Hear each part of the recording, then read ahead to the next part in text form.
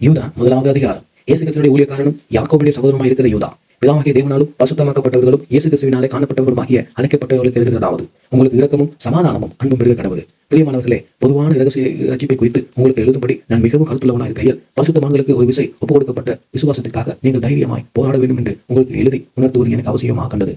ஏனெனில் நமது தேவனுடைய கிருபை காம விகாரத்துக்கு எதுவாக புரட்டி ஒன்றான ஆண்டவராகிய தேவனையும் நம்முடைய கர்த்தராகிய இயேசு கிறிஸ்துவையும் மறுதளிக்கிற பக்தியற்றவர்கள் சிலர் பக்கவழியாய் நுழைகிறார்கள். அவர்கள் இந்த ஆக்கரைக்குள்ளாவார்கள் என்று பூர்வத்தாலே எழுதியிருக்கிறது. நீங்கள் முன்னமே அறிந்திருந்தாலும் நான் உங்களுக்கு நினைவூட்ட விரும்புகிறது என்னவென்றால், கர்த்தர் நமது ஜனத்தை எகிப்து தேசத்திலிருந்து வரப்பண்ணி ரட்சித்து பின்பு விசுவாசியாதவர்களை அளித்தார். தம்முடைய அதிமேன்மையை காத்துக் கொள்ளாமல் தங்களுக்குரிய வாசஸ்தலத்தை விட்டுவிட்டு தூதர்களையும் மகா நாளில் நியாய தீர்ப்புக்கென்று நித்திய சங்கிலிகளினாலே கட்டி அந்த காலத்தில் அடைத்து வைத்திருக்கிறார்.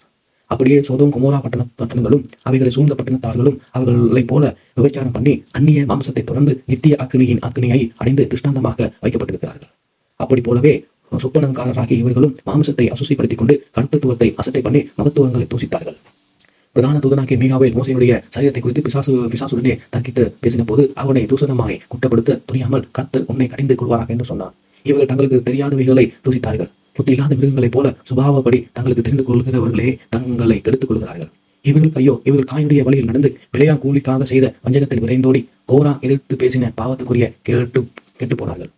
இவர்கள் உங்கள் அன்பின் விருந்திலிருந்து கற்பாறையிலிருந்து பயமின்றி கூட விருந்துண்டு தங்களை தாங்களே மேய்த்துக் கொள்கிறார்கள். இவர்கள் காற்றுகளால் அடியுண்டு ஓடுகிற தண்ணீரற்ற மேகங்களும் இலை உதிர்ந்து கனியற்று இரண்டு தரம் செத்து வேறுபட்டு போன மரங்களும் தங்கள் அவமானங்களை நுழைத்தள்ளுகிற அமளியான கடல்களைக்கும் மார்க்க தப்பி அலைகிற நட்சத்திரங்களுமாய் இருக்கிறார்கள். இவர்களுக்கு என்றென்றைக்கும் காரினுள்ளே வைக்கப்பட்டிருக்கிறது.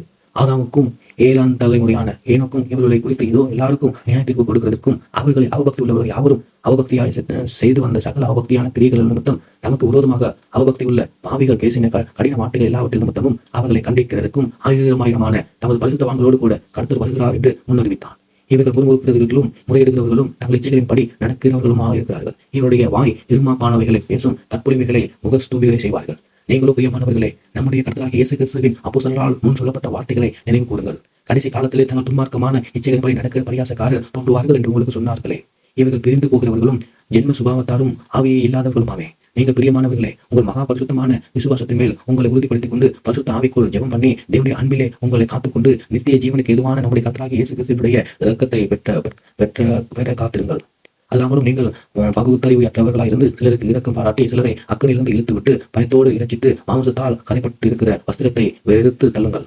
வலுவாதபடி உங்களை காக்கவும் தமது மகிமையுள்ள சன்னதினத்திலே மிகுந்த மகிழ்ச்சியோடு உங்களை நாசட்டவர்களாய் நிறுத்தவும் வல்லமை உள்ளவர்களும் தாம் ஒருவரே ஞானம் உலகமாகிய தம்முடைய இரட்சகரான தேவனுக்கு கனமும் மகத்துவமும் வல்லமையும் அதிகாரமும் இப்பொழுதும் எப்பொழுதும் உண்டாவதாக.